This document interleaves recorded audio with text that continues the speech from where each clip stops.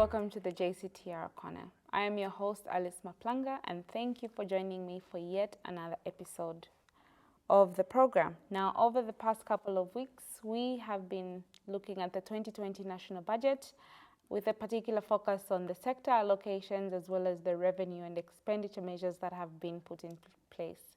Now, moving on from the national budget, we are going to be looking at the Constitution of Zambia and the proposed amendments that have been made to that constitution. Now, we will be focusing on the pension and benefits to retirees as well as the National Health Insurance Bill amendments that have been proposed. And joining me on the program today to help us understand those amendments and what the implications may be is the JCTR's Faith and Justice Program Officer, Mr. Joseph Lungu. Mr. Joseph, welcome to the program. Thank you very much. So, Mr. Joseph, we're going to look at the proposed amendments to the Constitution and maybe just starting with the pension and benefit to retirees. What exactly does the Constitution say about that, and what are the proposed amendments? Well, first and foremost, I would say a constitution is a social contract between the governed and the government, and also among the people themselves. So it is the framework that defines relationships among people and institutions. Okay. Of interest to us is Article 189, which specifically deals with the benefits to retirees.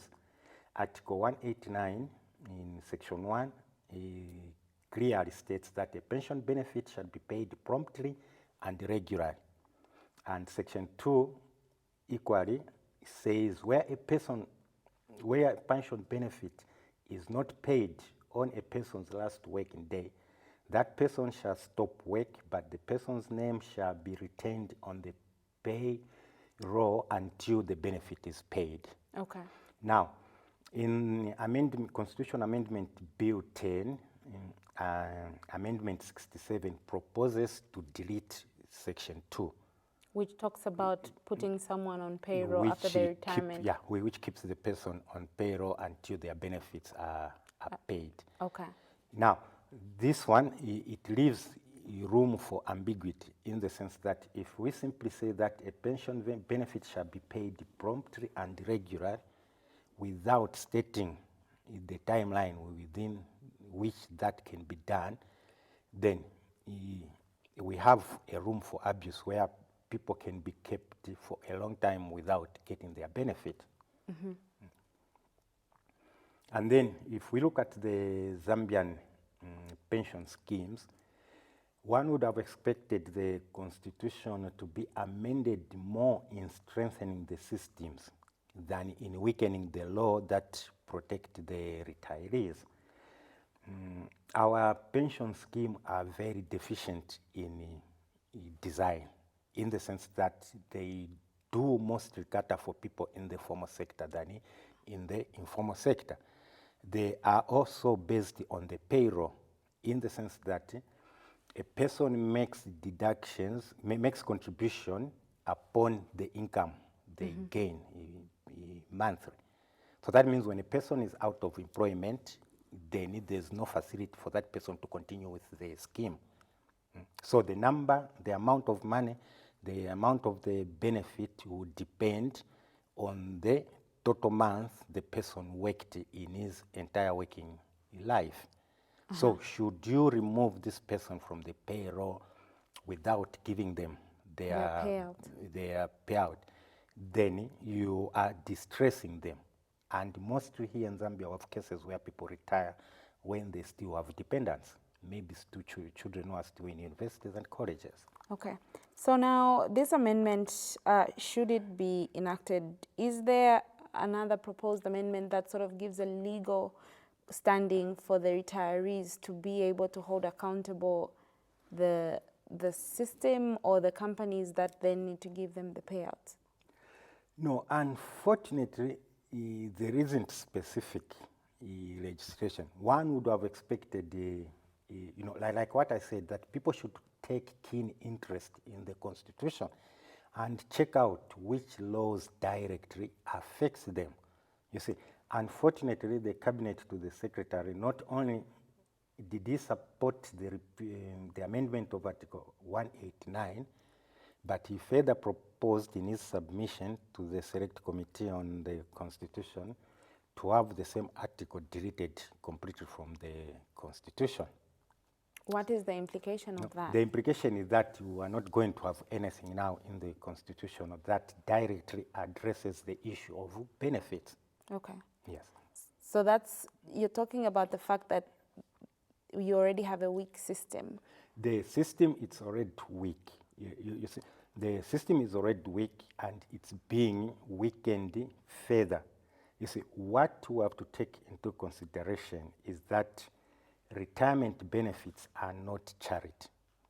This is the money that employers and employees contribute to the scheme in view of the day when the employee will not be capable to work, either by old age, sickness, or accidents. Okay. You see.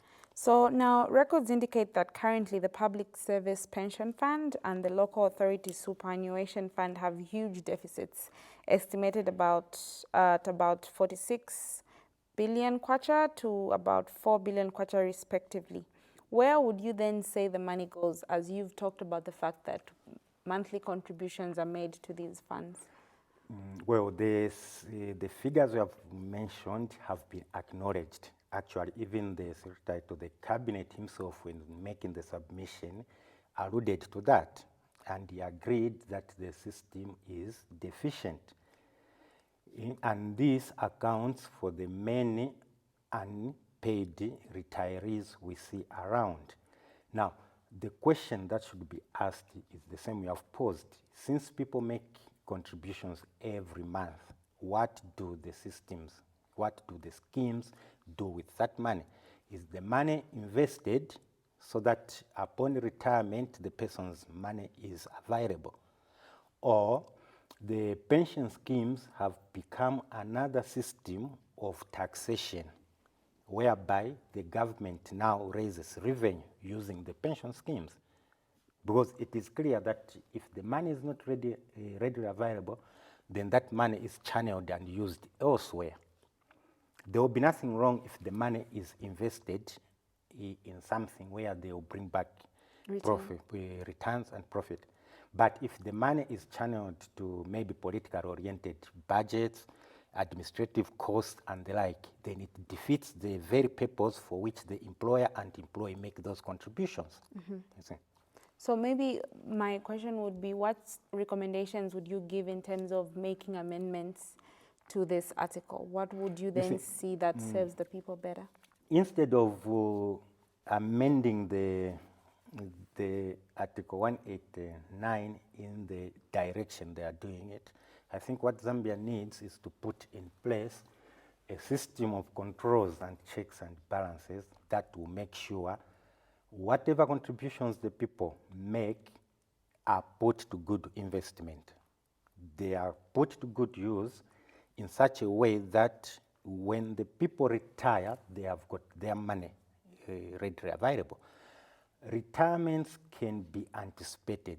They are not an accident. Each organization knows the number of employees it has, their ages, and when they are likely to wind up their jobs.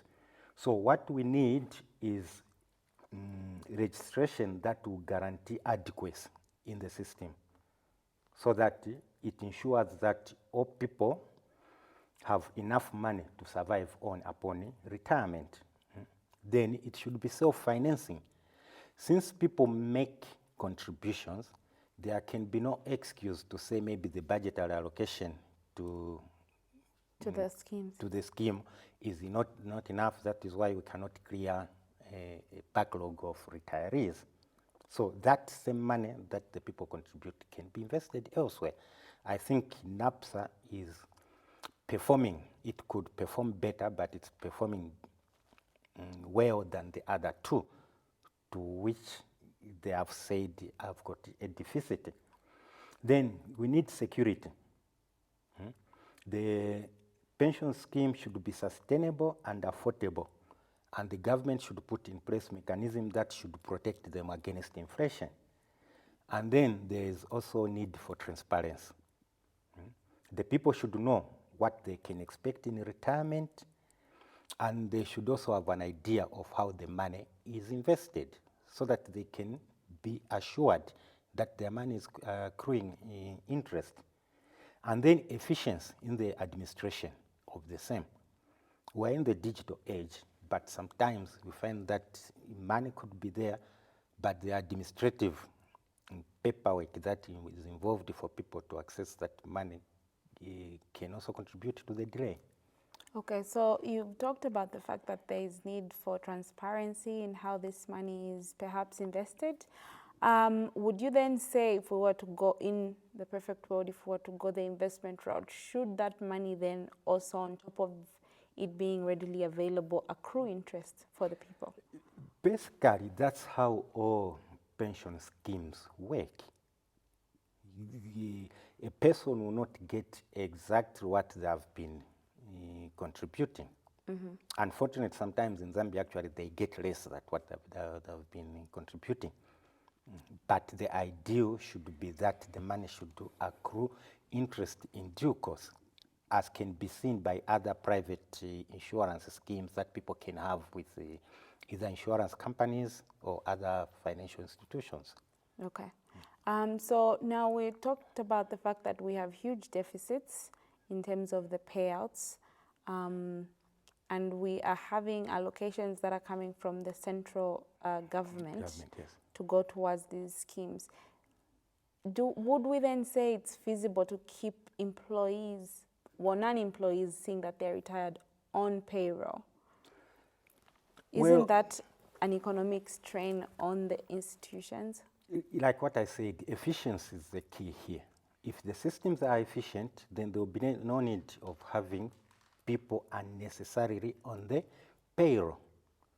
Then two, Zambia's got a problem of the taxation system. I think I would be right if I were to say that the people who are in the formal sector bear the huge burden of tax of revenue collection in Zambia, because probably they are easier to find. You can find them at their place of work, so you can easily chop off some money from their income. But if I can refer to the JCTR survey on Zambian taxation system carried out in 2011, it shows that in Zambia there are more than 4 million people in the informal sector who are doing something gainful. They might not be classified as doing very well, but they have enough income that can be subjected to taxation. You see? So if a system can be had where even the informal sector, is taxed, then how do I put it? Where even the informal sector is taxed, then the burden of taxation can be shared equally with the formal sector. With the formal sector. Okay. So now you've talked about the formal and informal sector, and these schemes that we've been talking about in terms of social protection upon retirement are mainly focused on the people in the formal sector. How do we then ensure that even the people in the informal sector are catered for, and we have systems in place to help them, should they then be of age to retire but have been in the informal sector their entire lives? Well, I think there's a need for Zambia to redo its pension scheme and social security systems, for the simple reason that Zambia is no longer an employee-oriented nation it used to be 30 years ago. Today, the informal sector runs side by side with the formal sector. So we need a system that caters for both.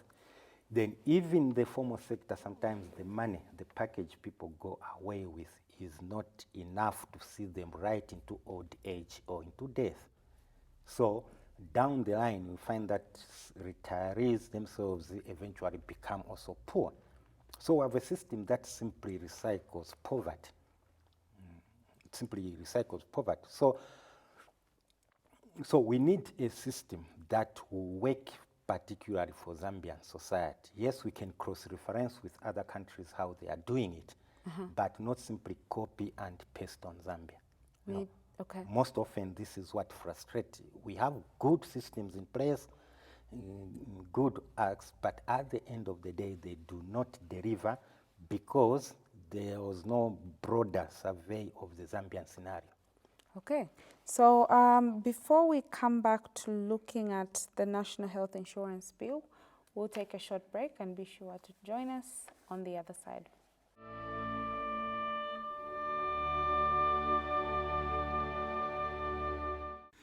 To advertise on this program and enjoy amazing introductory rates, please call us on +260 211 290959 or +260 211 290912 or +260 953 538 000 or send us an email at loyolazam@gmail.com.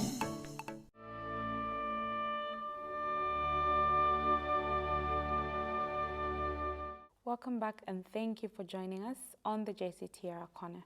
Now, before we went to break, Mr. Lungu, you were talking to us about the sort of systems that we may need to have in place to also cover the people in the informal sector in terms of retirement. But then moving on from that, the other bill that we want to look at is the National Health Insurance Bill that has been proposed.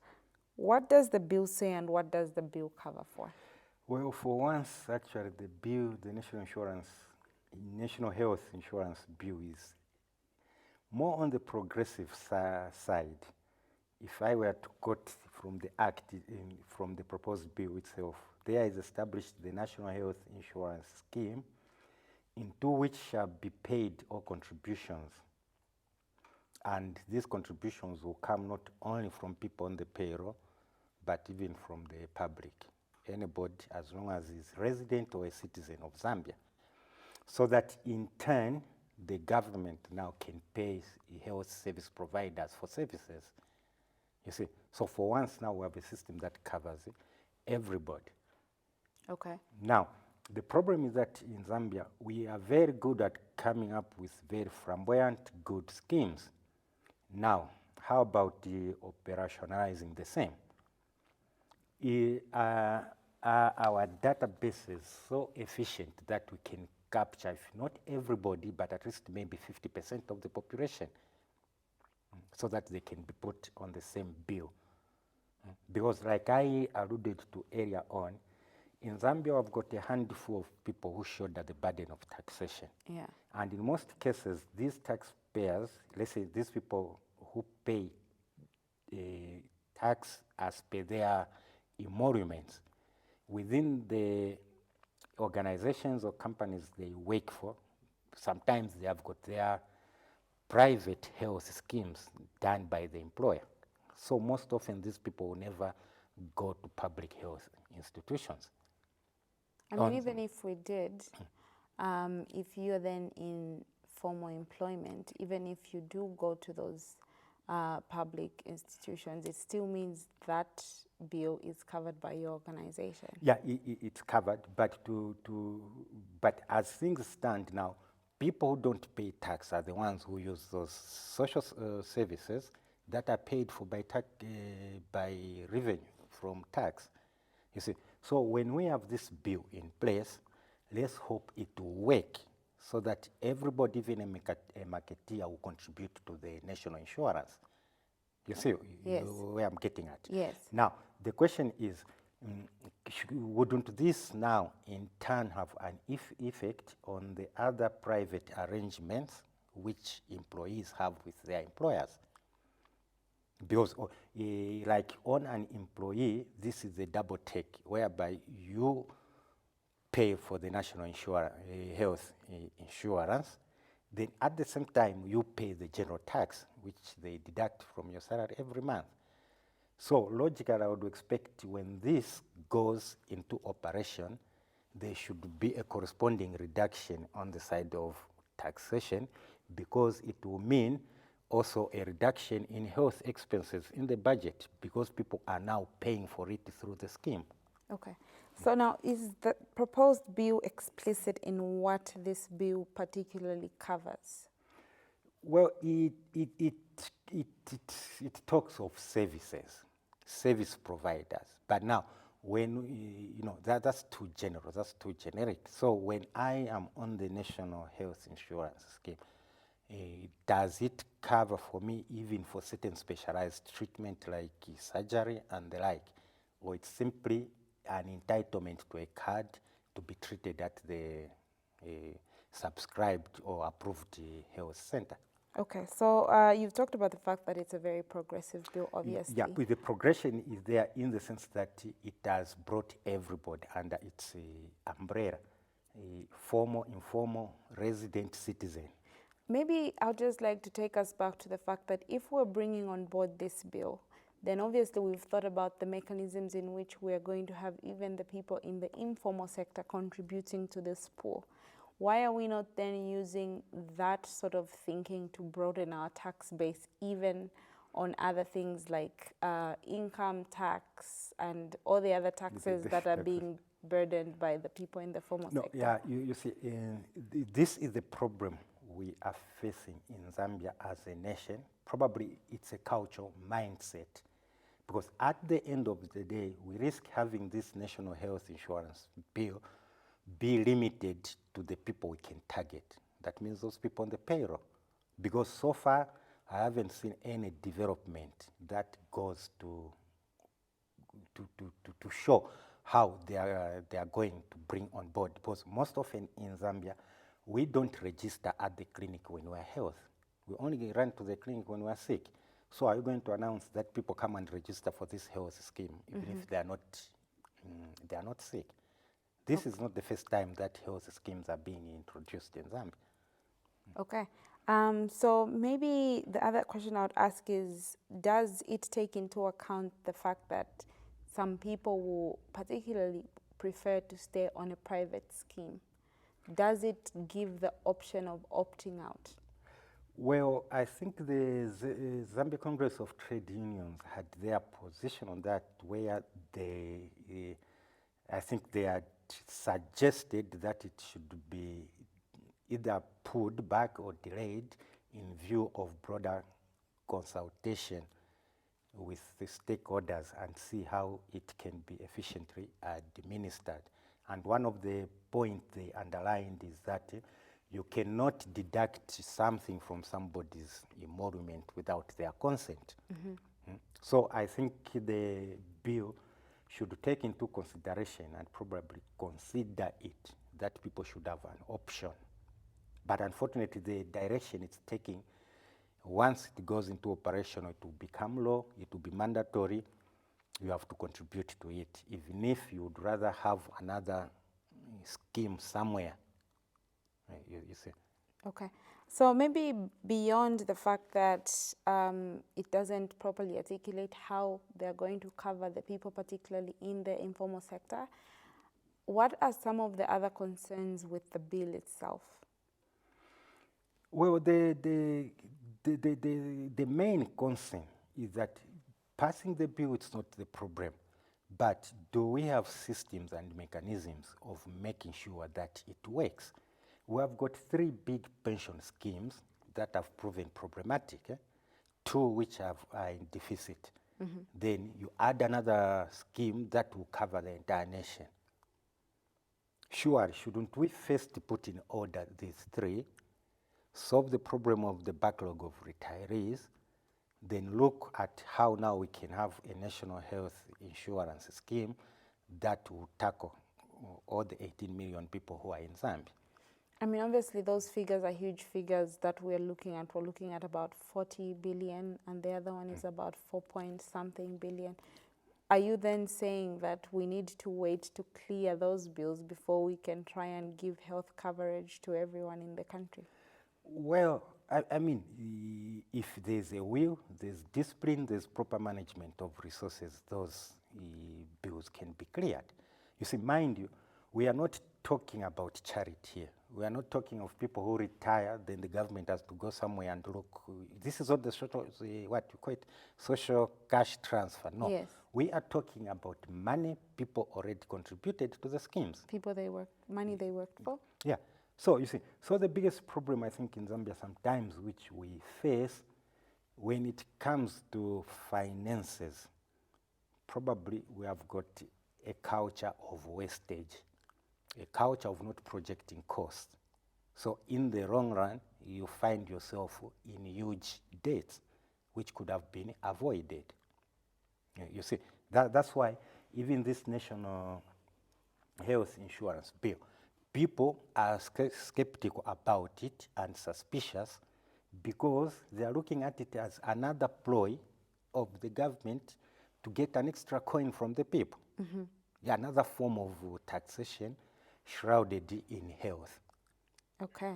Yes, So obviously, no one wants to be given more tax on top of what they already have. But what would be the financial implication of this bill on the Zambian people, given the current economic constraints that we're going through and the cost of living? Well, I would say, like, if you look at the JCTR basic needs basket for September, I think we're talking of something above, for a family of 5, we're talking about 6,300 kwacha.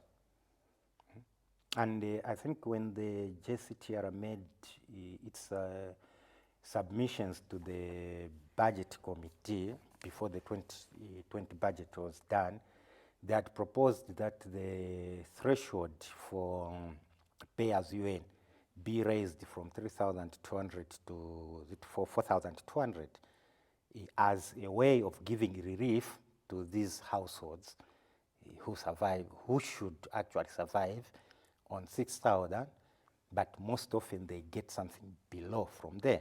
Okay. So you have this person who is below 6,000 on the payroll, then to that same pay slip now you deduct another, because the act does not even say, the proposed system does not say even what percentage will be deducted from a person's salary towards this scheme. So we have a system that is already overloaded by direct and indirect taxes on people's income, to which now we want to add another one without looking at how we can reduce the cost of living in Zambia. Because in Zambia at the moment, the cost of living is going higher and higher without any sign that it can stabilize or go down. We see situations where almost like when in one sector there's a deficit, then some kind of tariff or tax is imposed on the other side. I think very recently there was a latest hike in electricity tariffs, which I'm sure maybe what has become a cliche, people might blame it on climate change. But sometimes couldn't it also be a poor way of managing our finances, our economy, and stuff like that? Okay. So now you've talked about the fact that we are seeing the ripple effects, and you've talked about the fact that we are also having other sectors that are then sort of bearing the brunt of the economic situations that we're in. And you've talked about the increase in terms of electricity tariffs, and obviously you're marrying that to the cost of living. What would be your recommendation to the lawmakers going forward in regards to this bill? How do we then manage it and implement it in a way that it is sustainable and not straining on the Zambian people? Well, like I said at the beginning, you see, a constitution is a social contract between the government and the governed. At the moment, like the other article we dealt with, Article 189, which is in Constitution Amendment Bill 10. You see, much as Bill 10 might contain 1 or 2 progressive amendments, people should look at it in its totality and then ask, is it widening the democratic space in which Zambians are going to thrive, or it's constraining that democratic space where the Zambians now are being squeezed ever more into positions where they can't come out of poverty. You see, so lawmakers, people who are dealing with these bills, members of parliament, stakeholders should take keen interest, and where possible, it doesn't derail a country in any way if it suspends a constitutional amendment process or it withdraws a bill. A bill can be withdrawn today and retabled later after broader and newer consultation with people. A lot of these things are given to consultants, specialists who design them. And most of them don't even have contact with the people for whom these will affect. You see, if you look at this national health insurance bill, does a person, let's say in Soweto market, understand it? Maybe the recommendation should be that we go out and ensure that the people understand what the laws are trying to do and provide for them.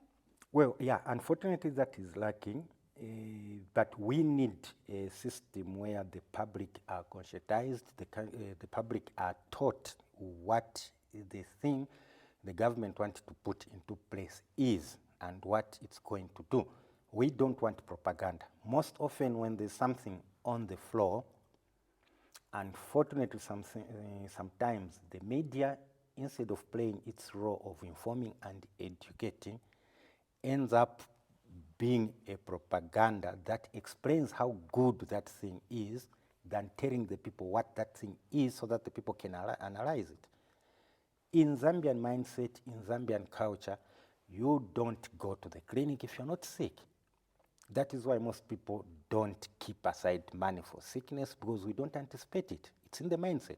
But it is time people changed and looked at issues that no, sickness, even deafness, these are things that come, and there's nothing wrong, there's nothing satanic about putting aside money for them.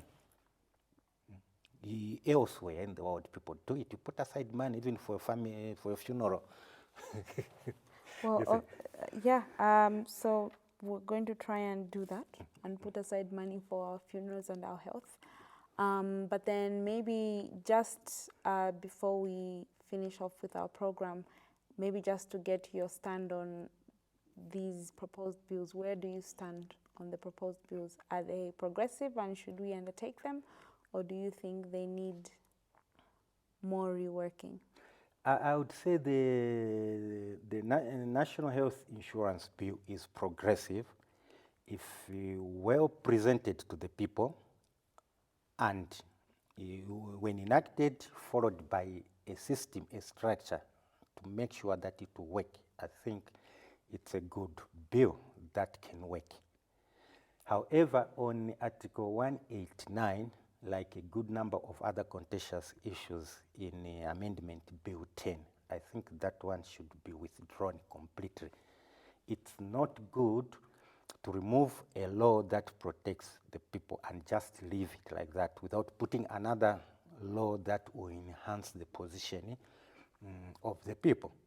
You see, it is unfortunate that Constitution Amendment Bill 10, while having one or two progressive amendments, carries on the back of these amendments that actually are very oppressive to the people, amendments that take away the democratic rights of the citizens, amendments that take away people's oversight on the executive, on the way the government spend their resources and stuff like that. Okay. You see, so we need a constitution that put in place laws that limit the way people use executive powers.